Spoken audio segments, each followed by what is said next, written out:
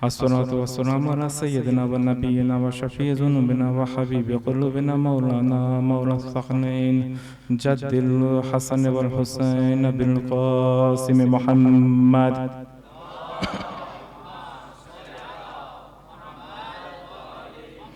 व आलिहि त्तय्यबीन त्ताहिरीन अल मअसूमीन अल मज़लूमीन अम्मा बअद फ़क़द क़ाला अल्लाहु तबारक व तआला फ़िल क़ुरआनिल मजीद बिस्मिल्लाहिर रहमानिर रहीम अल-यौमा अकमलतु लकुम दीनकुम व अतममतु अलैकुम निअमती व रज़ीतु लकुमुल इस्लाम दीना।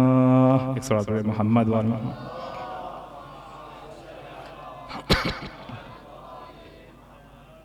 ऐज़ान गिरामी, सबसे पहले आप सबको जश्न ईद गदीर की बहुत बहुत मुबारकबाद पेश करते हैं। इंशाअल्लाह कोशिश रहेगी कि कल जो मतालिब बयान किए थे उसको रिपीट ना किया जाए। वो लोग चेहरे काफ़ी नए दिखाई दे रहे हैं, मगर फिर भी कोशिश ये रहेगी कि जो कल की महफिल में भी थे उनके लिए रिपीट ना हो जाए। ऐज़ान गिरामी, हर कौम, हर मिल्लत में, हर मजहब में कोई एक दिन कम से कम ऐसा होता है कि जिसके पीछे एक तारीखी जरियान होता है, एक तारीखी वाक़या होता है, और उस दिन को वो लोग हमेशा याद करते हैं ताकि उस तारीखी जरियान को भी याद किया जाए। हर मिल्लत में, हर कौम में, हर मजहब में कम से कम एक दिन ऐसा होता है, और वो दिन ऐसा होता है कि जो उस मिल्लत की या उस मजहब की या उस दीन की पहचान बन जाता है। वहां से तारीख मुड़ती है, वहां से तारीख को एक रास्ता मिलता है। दीन इस्लाम में भी बहुत से ऐसे दीन हैं कि जिसके पीछे कोई तारीखी जरियान है, जिसके पीछे एक तारीखी वाक़या है। कुछ दिन ऐसे हैं कि जिसको परवरदिगार ने ईद का नाम दिया, तो कुछ दिन ऐसे जिसे कोई दूसरे नाम दिए। मिसाल के तौर पर माह मुबारक रमज़ान में एक महीना आपने इबादत की, नमाज़ें पढ़ी, रोज़े रखे। एक महीने बाद जो दिन आया, परवरदिगार ने कहा ये तोहफे का दिन है, गिफ्ट का दिन है तुम्हारे लिए, मैं इस दिन को ईद करार देता हूँ। आज मुसलमान उसे मना रहा है, उस ईद को याद मना रहा है हर साल। ईद कुर्बान एक तारीखी जरियान है, एक तारीखी वाक़या है। ईद कुर्बान को वो याद ताज़ा होती है। मगर इन सारी ईद में जो सबसे अफजल है, कि जिसे ईद अकबर कहा गया है, वो है ईद गदीर, कि जिसके लिए कहा गया कि नेमतें तमाम हुई, दीन कामिल हुआ, परवरदिगार इस दीन से राजी हुआ। गोया कि इस दिन दीन महफूज हो गया। अभी जो कुरान की आयत की तिलावत की गई कि या अय्युहर रसूल बल्लिग मा उन्ज़िला इलैका मिन रब्बिक व इन लम तफ़अल फमा बल्लगता रिसालतह। ऐ पैगंबर, पहुंचा दो कि जिसका तुम्हें हुक्म दिया गया है। अगर तुमने वो काम नहीं किया तो गोया तुमने कार्य रिसालत का कोई काम अंजाम नहीं दिया। बाज़ हमारे ज़ाकिरीन इस आयत को इस अंदाज में पढ़ते हैं कि गोया के परवरदिगार धमकी दे रहा है पैगंबर को, बड़े सख्ती से कह रहा है। जो परवरदिगार पैगंबर को कभी यासीन कह के पुकारे, कभी ताहा कह के पुकारे, कभी मुदस्सिर कह के पुकारे, कभी मुजम्मिल कह के पुकारे, कभी मोहम्मद कहे, कभी हबीब कहे, वो परवरदिगार धमकी नहीं देगा पैगंबर को, धमकी नहीं देगा। वो पैगंबर के जिसने 23 साल इतनी जहमतें उठाई। कल की गुफ्तगू में हमने आपकी खिदमत में अर्ज की थी वो बातें कि कैसी सोसाइटी थी, कुछ भी नहीं था, जली हुई लकड़ी की मानिंद थी सोसाइटी। ईमान के हवाले से खत्म, कल्चर या सिविलाइजेशन कुछ भी नहीं, अखलाकी पस्ती, औरतों के हुकूक जैसी कोई चीज मौजूद नहीं। ऐसी सोसाइटी को पैगंबर ने अपने हाथ में लिया, 23 साल जहमतें उठाई, 23 साल मेहनत की। जरा इंसाफ से सोचिए, 23 साल बाद परवरदिगार आया इस अंदाज में बात करेगा कि खबरदार अगर तुमने नहीं पहुंचाया तो गोया कोई काम नहीं किया। यह अंदाज तो हमारे जाकिरीन का है, खुदा का नहीं है। खुदा ने धमकी नहीं दी। फिर क्या मतलब हुआ कि अगर ये काम नहीं किया तो गोया तुमने कार्य रिसालत का कोई काम अंजाम ही नहीं दिया। माना तो यही है। मतलब क्या हुआ, एक मिसाल से बात को वाज़ेह करना चाहूंगा। मिसाल के तौर पर आपने किसी जगह एक बहुत बड़ा मकान बनाया, महल बनाया, एक बहुत बड़ा घर बनाया, 23 साल तक मेहनत की उस महल बनाने में, दुनिया की हर खूबसूरत चीज उस महल में रखी, दुनिया का हर खूबसूरत पत्थर आप लेकर आए, उस महल में आपने रखा, हीरे जवाहरात से उस महल को आपने सजा दिया, दुल्हन की तरह सजा दिया उस महल को। 23 साल। भाई ताजमहल बनाने में कितना साल लगा था? 21 साल लगे थे ना, वो भी जब टेक्नोलॉजी नहीं थी इसलिए। आपने इस टेक्नोलॉजी के जमाने में ताजमहल बनाने से भी ज्यादा टाइम लगा दिया। वो 21 साल में ताजमहल बना था, आपने 23 साल लगा दिए। 23 साल जहमत करने के बाद अगर आप सफर पे जा रहे हैं, एक लंबी सफर के लिए जा रहे हैं, तो आपका जो अपना अजीज होगा, आपका जो अपना चाहने वाला होगा, वो आपको मशवरा देगा कि भाई आपने इतना खूबसूरत बनाया है, इसकी मुआफिजत का इंतजाम करना, एक दरवाजा मजबूत रखना, एक ताला मजबूत रखना, वरना जब सफर से आओगे तो गोया तुमने इस 23 साल में कोई काम ही नहीं किया। परवरदिगार पैगंबर को यही कह रहा है कि ऐ पैगंबर, अगर तुमने दीन को मुहाफिज नहीं किया, अली को जानशीन नहीं बनाया, तो गोया कि तुमने कोई काम अंजाम ही नहीं दिया। एक दुरूद है हज़रत मोहम्मद व आले मोहम्मद।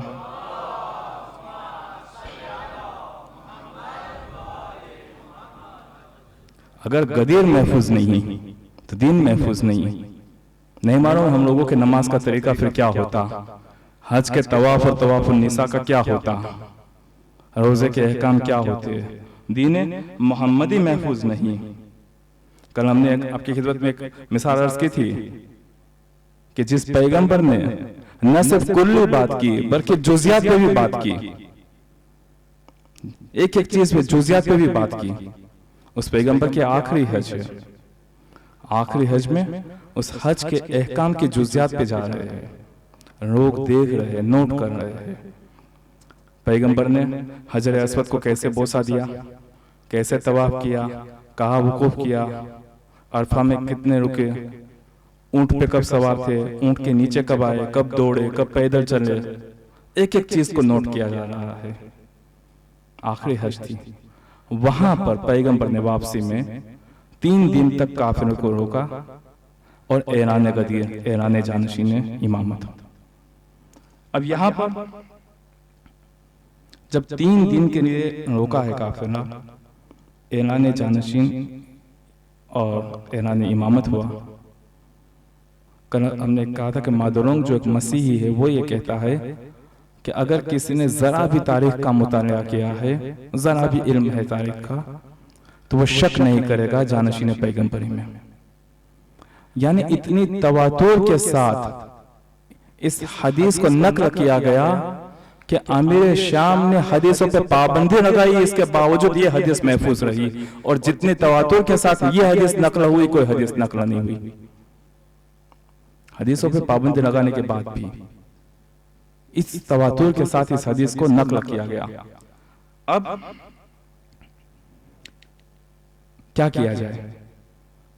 पाबंदी लगी मगर फिर भी ये हदीस पे पाबंदी नहीं रख पाई, तो कुछ तो करना है। ये तो मुमकिन ही नहीं है कि ये कह दिया जाए कि हदीस ज़ईफ है, ये तो मुमकिन ही नहीं था। तो ये हुआ कि इसके माना तब्दील कर दिया जाए, मौला का माना दोस्त ले लिया जाए। ठीक है, अच्छा आप हदीस के दूसरे टुकड़े का माना क्यों कर रहे हैं? अगर तर्जुमा करना है तो शुरू से तर्जुमा करिए, मन कुन तो मौला से तर्जुमा करिए ना, सिर्फ फहाजा अली मौला का क्यों तर्जुमा करते हैं? पहले कहिए कि पैगंबर हमारा दोस्त है। भाई आज सवाल ये बनता है कि पैगंबर को आप दोस्त मानते हैं या आका? पैगंबर को हाकिम मानते हैं या आका? पैगंबर को सरपरस्त मानते हैं या आका? पैगंबर को सैयद और सरदार मानते हैं या आका या दोस्त? जो पैगंबर को मानते हैं वही अली को मानना है। लफ्ज़ तो दोनों जगह सेम है, हदीस भी एक ही है, मन कुन तो मौला। आप सिर्फ हदीस के आखिरी टुकड़े का क्यों तर्जुमा कर रहे हैं? तर्जुमा करना है तो शुरू से तर्जुमा करिए, मन कुन तो मौला से तर्जुमा करिए। हमने पैगंबर को आका माना है, इसलिए हमने अली को आका माना। हमने पैगंबर को सैयद और सरदार माना है, इसलिए अली को सैयद और सरदार माना। आप कहते दोस्त, पहली बात तो ये कि आप और आपकी दोस्ती तो सुभान अल्लाह, इस पे तो बात नहीं कर रहे हम, मगर पैगंबर के दोस्त और आप और हम, भाई पैगंबर फख्र इब्राहिम है या नहीं है? तो इब्राहिम के दोस्त तो खुदा हो सकते हैं और फख्र इब्राहिम के दोस्त हम और आप। भाई जनाब इब्राहिम के बारे में परवरदिगार ने कहा, मेरे दोस्त खलील। वो जनाब इब्राहिम के जो अंबियाओं में न सिर्फ नबी है बल्कि इमाम भी है, उस जनाब इब्राहिम के लिए परवरदिगार कहता है कि ये मेरे दोस्त। तो इब्राहिम का दोस्त तो खुदा और फख्र इब्राहिम खत्मी मर्तबत मोहम्मद मुस्तफा के दोस्त हम और आप।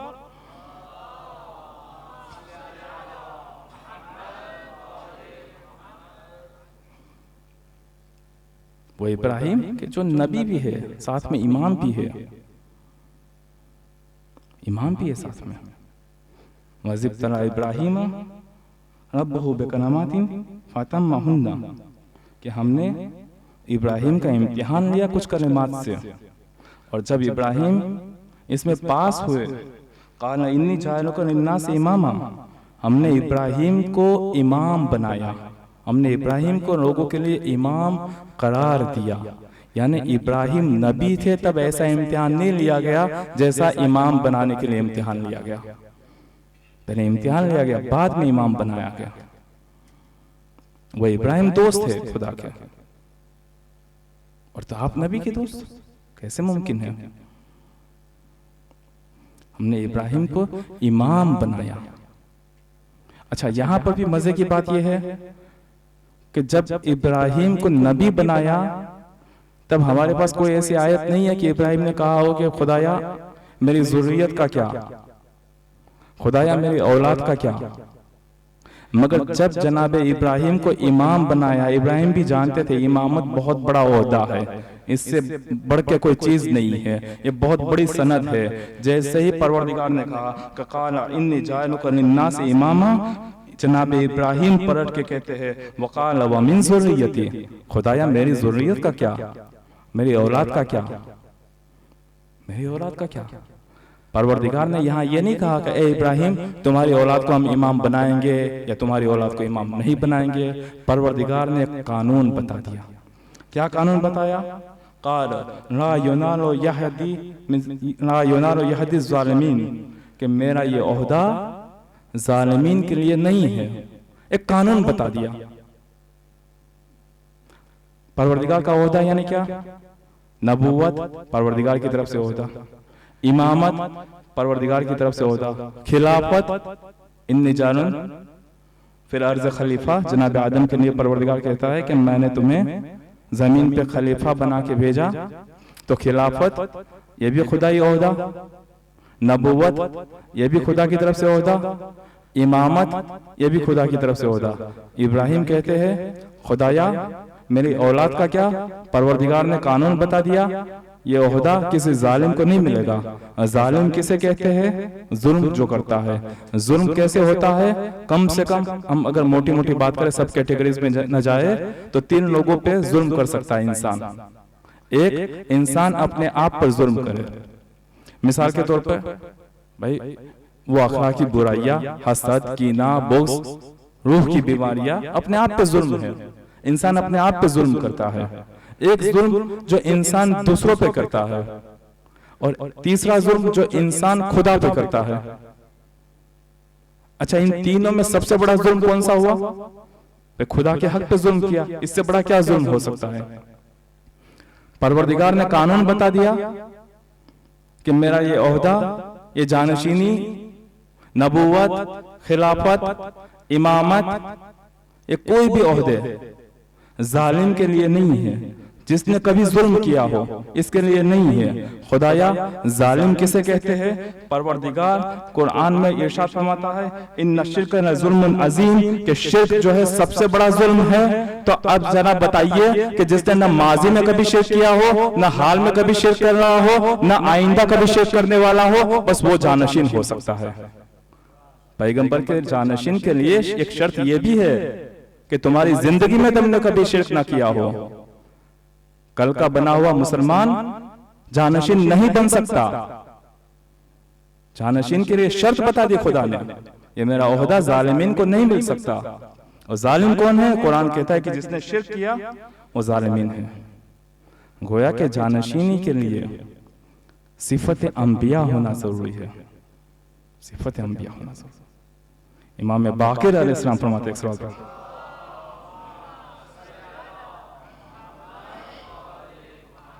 कानत फी अली सुन्नतो अल्फ नबी, इमाम अली के अंदर 1000 अंबियाओं की सिफत है।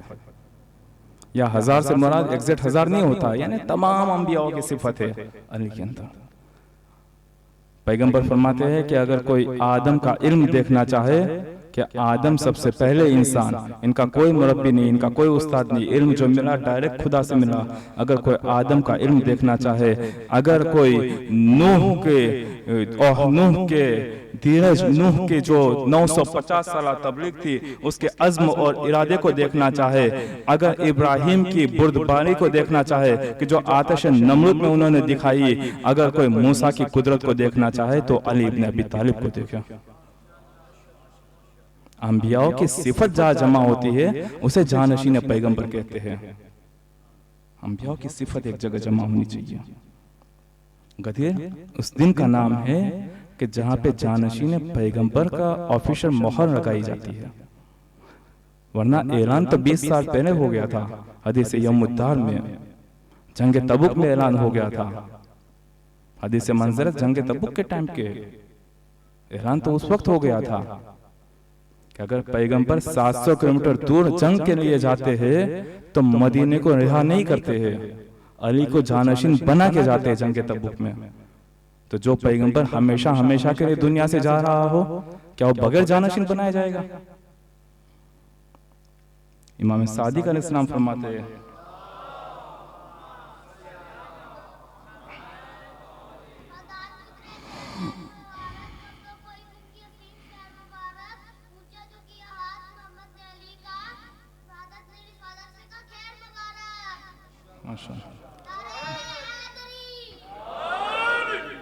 फरमाते हैं कि आज के दिन सारे अंबियाओं ने ईद मनाई। और आगे इमाम फरमाते हैं कि ये ईद आसमान वालों के यहाँ पे यौमुल अहदिल मौहूद के नाम से जानी जाती है। यानी रोज़े अहद, मौहूद यानी कि जिसकी शनाख्त है, जिसकी पहचान है, मारूफ है, रोज़े अहद के नाम से जानी जाती है। क्या मतलब हुआ? हमारे यहाँ पर ये कंसेप्ट आपको पता है कि मरने के बाद बरज़ख है, क़यामत है, एक नया आलम है। आप हज़रत से गुज़ारिश थोड़ा थोड़ा से आगे आइए एक सवाल पढ़ते हुए।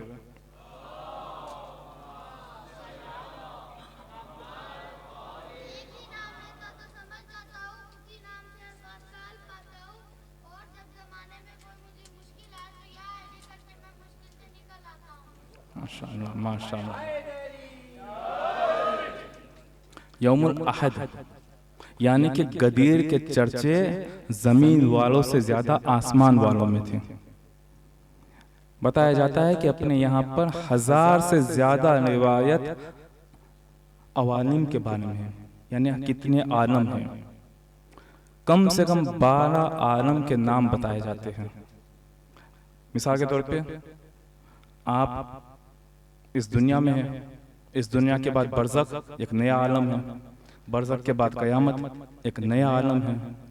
आज आपने इस दुनिया में जो अमल अंजाम दिया उसका असर बरज़ख में होना है, उसका असर क़यामत में होना है।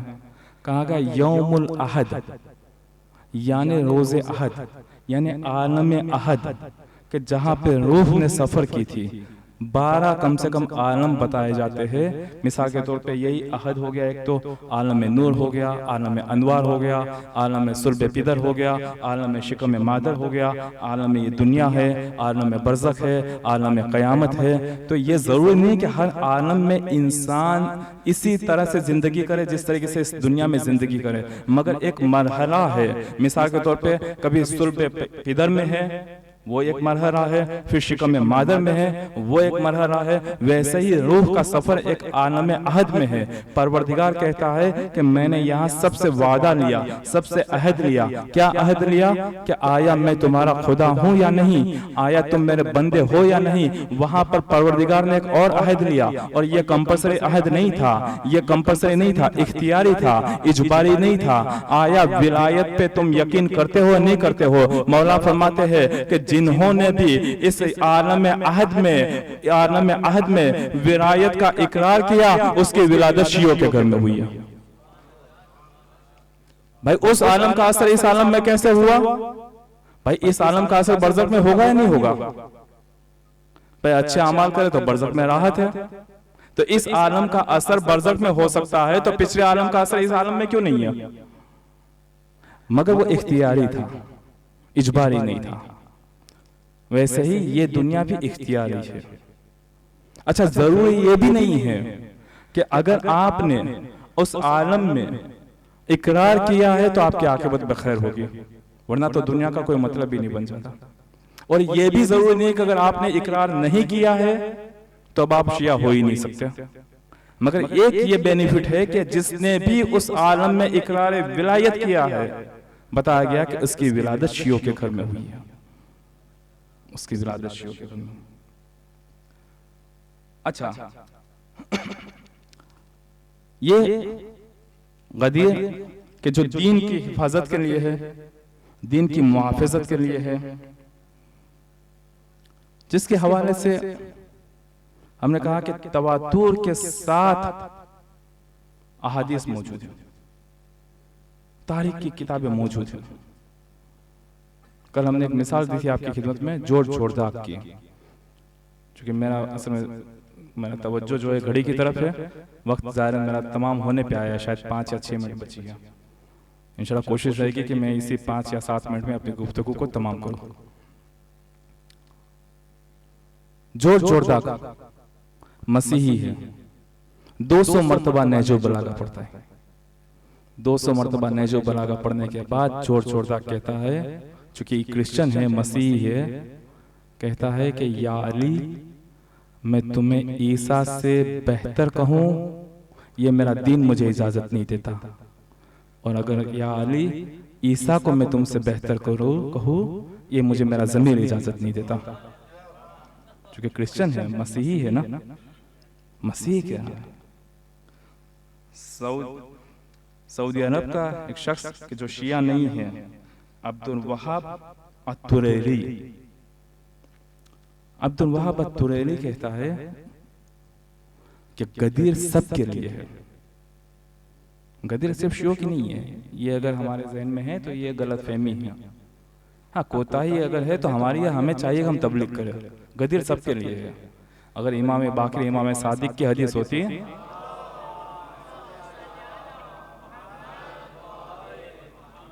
तब तो हम ये कहते हैं कि ये सिर्फ शियों के लिए है। भाई शियों के इमाम ने कहा, ये तो पैगंबर ने कहा है ना, ये तो पैगंबर ने कहा है। जब पैगंबर ने कहा तो फिर सिर्फ हमारा नहीं है। अगर पैगंबर को आप बिलीव करते हैं तो फिर आपकी भी है गदीर। जो जो पैगंबर को कबूल रखता है गदीर उसकी है। अब्दुल वहाब अत्तुरैली कहता है कि गदीर सबके लिए है। ये खुद कहता है कि 18 जिलहिज को वो गदीर के मैदान में गया और जाके कहता है, अपने आप से बात करता है, लिखा है इसने एक किताब, कहता है कि पैगंबर यहां आए थे, पैगंबर ने यहां पे कयाम किया, पैगंबर ने यहां पे नमाजें पढ़ी, पैगंबर ने अपने कदम मुबारक यहां पर रखे। और फिर आगे कहता है, ए गदीर की पहाड़ियों, ए गदीर के माउंटेन्स, जानते हो मेरे पैगंबर ने क्या कहा था? मेरे पैगंबर ने यहाँ नमाज ज़ोहर अदा की थी।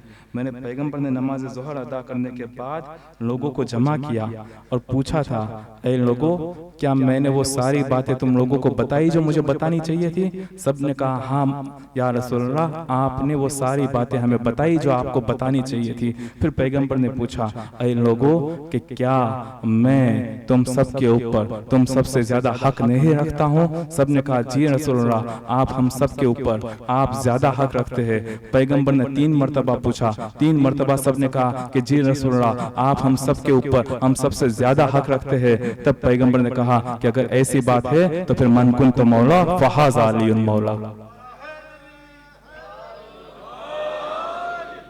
ये कौन कह रहा है? शिया नहीं कह रहा है, सऊदी अरब का अब्दुल वहाब बिन नासिर अत-तुरैरी। आप गूगल सर्च कर सकते हैं इसका नाम और उसकी किताब सब मिल जाएगा आपको। वो ये बात कह रहा है, गदीर सबके लिए है। अगर कोताही हुई है तो जरा हमारी तरफ से कोताही हुई है। हमने शायद गदीर को उस तरीके से अभी तक नहीं मनाया जिस तरीके से मनाना चाहिए। आशूर को तो हमने मनाया उस तरह से कि जैसे मुहर्रम का चांद नजर आता है हमारे बच्चे भी सियाह लिबास में होते हैं, मगर गदीर का दिन आता है तो हमारे पड़ोसी को नहीं पता चलता इनके यहाँ ईद हुई है। अगर कोताही है तो हमारी तरफ से हुई है। बुनियाद है, दीन की बुनियाद है, इस्लाम की बुनियाद है। गदीर को भुला देने का नतीजा यह था कि 50 साल बाद आशूरा हुआ। आज जिम्मेदारी है हम लोगों की कि गदीर खुद भी याद रखे और गदीर की तबलीग भी करे। ऐसे तबलीग करे कि देखने वाले ये हमें देख के ये पहचाने कि इनके यहाँ कोई बड़ी ईद का दिन है। जैसे अभी भाई बता रहे थे कि अब आपको गिफ्ट देनी है तो गदीर के दिन, बल्कि रिवायतों में जितना गदीर के दिन गिफ्ट देने के लिए कहा गया उतना किसी दिन के लिए नहीं है। इमाम रजा फरमाते हैं कि अगर नए कपड़े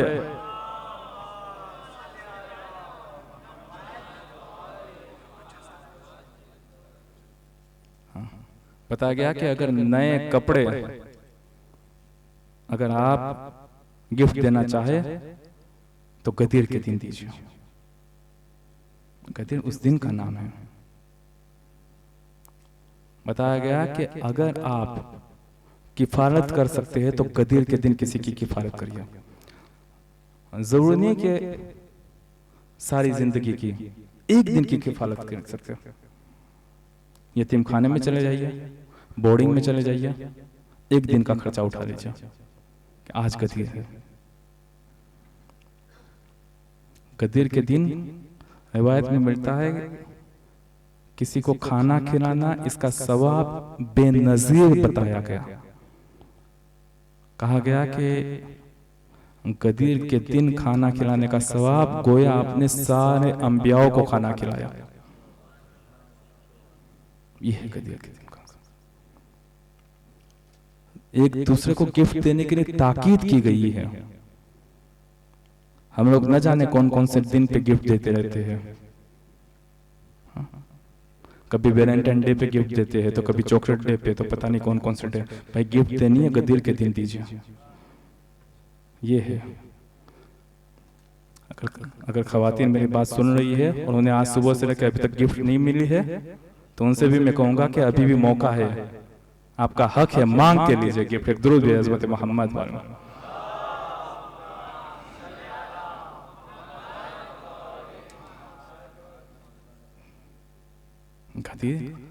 रिवायत में मिलता है कि इस दिन मुस्कुराना भी सवाब है। मुस्कुराना भी सवाब। आशूर से ठीक उल्टी बात है। आशूर में कहा गया कि आपके चेहरे पे मुस्कान नहीं होनी चाहिए। गदीर के दिन के लिए कहा गया कि आपके चेहरे पे गम नहीं होना चाहिए। मुस्कुराना भी सवाब है। सवाल ये है कि हमने फिर गदीर के लिए किया क्या जश्न मनाने के अलावा? अपनी जिम्मेदारी को समझा। गदीर जिम्मेदारी का नाम है। हमने क्या किया? मारिफत हासिल करने के लिए हमने क्या किया? कल हमने मजमे से एक सवाल पूछा था, जब जोर जोरदार की बात की कि 200 मरतबा नहज बलागा पढ़ी, तब एक साहब ने कहा था कि भाई हाँ, कम से कम इन्होंने 1 मरतबा तो पढ़ी है। आज मेरा आपसे सवाल है, हर साल हम गदीर मनाते हैं, हम में से कितने लोग हैं जिन्होंने खुतबे गदीर पढ़ा है कंप्लीट? हम में से कितने लोग हैं? 10% लोग हैं कि जिन्होंने खुतबे गदीर, देखिए 2-3 लोगों ने हाथ बुलंद किया। आप इनकी सेहत और सलामती के लिए और उनकी तौफीकात में मजीद इजाफा के लिए कि सलवात पढ़े मोहम्मद वाले मोहम्मद पर।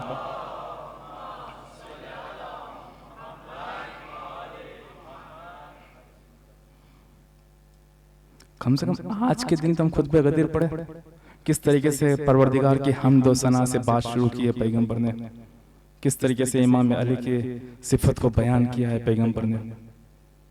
सिर्फ जश्न मनाने का नाम गदीर नहीं है, जिम्मेदारी का नाम है गदीर। सिर्फ सुन्नती गदीर नहीं होनी चाहिए, यानी कि बस बाप दादाओं ने जश्न मनाया था हम जश्न मनाए ना, जिम्मेदारी उठाए, मारिफत भी हासिल करें गदीर की, मारिफत के साथ काम। अल्लामा आमीनी के बारे में बात कर रहे थे अभी भाई, 30 साल तक दिन रात मेहनत की अल्लामा आमीनी ने, किताब लिखी, हिंदुस्तान भी गए। मुझे मालूम नहीं था कि हिंदुस्तान में मौसम कैसी है, दिन रात वो लाइब्रेरी में बैठ के किताब लिखते थे। ठीक है, अल्लामा आमीनी ने अपनी कलम दी, किसी ने अपनी जबान दी। हुज्र इब्न अदी, इनके सामने इनकी कब्र खोदी गई, इनके बेटे की कब्र खोदी गई, पर अली से बगावत करे, बरात हासिल करे, पर नहीं हो सकता। इसने अपनी जान दी, मीसम ने अपनी जान दे दिया अली के लिए। हम और आपसे अगर सवाल पूछा जाए कि हमने खुतबे गदीर भी पढ़ा, जबानी दावा काफी नहीं है, गदीर के दिन हम अपने आप से सवाल भी पूछे कि इस मारिफत को बढ़ाने के लिए हमने क्या किया। अच्छी बात है अल्लामा अमीनी का हम जिक्र करते हैं, तो इन्होंने तो कलम दी अपनी, हमने वो किताब भी पढ़ी है जो उन्होंने 30 साल तक मेहनत की। अपने आप से पूछे, यकीनन ईद गदीर इबादत का दिन है, खुशी का दिन है, साथ ही साथ मारिफत को बढ़ाने का भी दिन है। इबादतों के साथ साथ ये भी देखे कि हमारी जिम्मेदारी में हम अदा कर पा रहे या नहीं कर पा रहे। गदीर जिम्मेदारी का दिन है। गदीर से जो लोग हटे, उन्होंने गदीर पे जुल्म किया। गदीर हमें याद दिलाता है किसी पे जुल्म करना सही नहीं। आज दुनिया की तरफ हम निगाह करें, देखें कि जहां कहीं पे भी मुसलमानों पे जुल्म हो रहा है, मुसलमानों को सताया जा रहा है, हमारी जिम्मेदारी बनती है गदीरी होने के नाते कि हम उन मजलूमीन के साथ खड़े रहे। गदीरी होने के नाते हमारी जिम्मेदारी बनती है कि हम जालिम के खिलाफ लोगों को मुत्तहिद करें। गदीर के दिन शैतान मायूस हुआ था, आज हमारी जिम्मेदारी बनती है कि आज के शैतान को हम अपने अमल से मायूस करें। आज हमारी जिम्मेदारी बनती है हम फिलिस्तीन को फरामोश ना करें। गदीरी होने का सबूत दे। गदीर जिम्मेदारी का नाम है। अपने आप से पूछे, जश्न तो हम हर साल मनाते हैं, इस साल अहद करें कि हम अपनी जिम्मेदारी को अदा करेंगे। अहद करें अपने आप से, अहद करें मीसम की तरह, अहद करें हुज्र इब्न अदी की तरह कि हम गदीर को फरामोश नहीं करेंगे। गदीर ने दीन को महफूज किया है। दीन क्या है? नमाज और रोजा वो इबादत और सिर रहम और शुक्र खुदा वो, यही तो दीन है। अगर हमारी जिंदगी में वो दीन नहीं है, जैसे हम शुरू में एक मिसाल दी कि खूबसूरत सा महल बनाया, उसकी हिफाजत के लिए दरवाजा लगाया, मगर अगर आपने सिर्फ दरवाजा ही पकड़ के रखा है, महल को ही छोड़ दिया, तो ये भी कोई मतलब नहीं है। गदीर के दिन सोचिए कि आया जिस दिन की हिफाजत के लिए हम गदीर का जश्न मनाते हैं, उस दिन पर हम अमल करते भी है या नहीं करते। गदीर अपने आप से सवाल पूछने की जगह है। आज दुनिया के हालात हम सबके सामने हैं। गदीरी होने का सबूत दे, जालिमीन के सामने लोगों को मुत्तहिद करना, एक गदीरी होने की जिम्मेदारी अदा करना है। जहां कहीं पर भी मुसलमान हैं, जहां कहीं भी मुसलमान हैं, अगर उस पर जुल्म हो रहा है, उस पर सितम हो रहा है, एक गदीरी होने के नाते जिम्मेदारी है कि हम मजलूम के साथ खड़े रहे, क्योंकि सितम कोई भी करे वो लहू गदीर का है। किसी भी जख्म से टपके वो लहू गदीर का है। सितम कोई भी करे वो अदू गदीर का है, किसी भी जख्म से टपके वो लहू गदीर का है। आइए इसी के साथ दुआ करते हैं, परवरदिगार हम सब का शुमार गदीरियों में फरमाए। आखिर दावाना अल्हम्दुलिल्लाह रब्बिल आलमीन।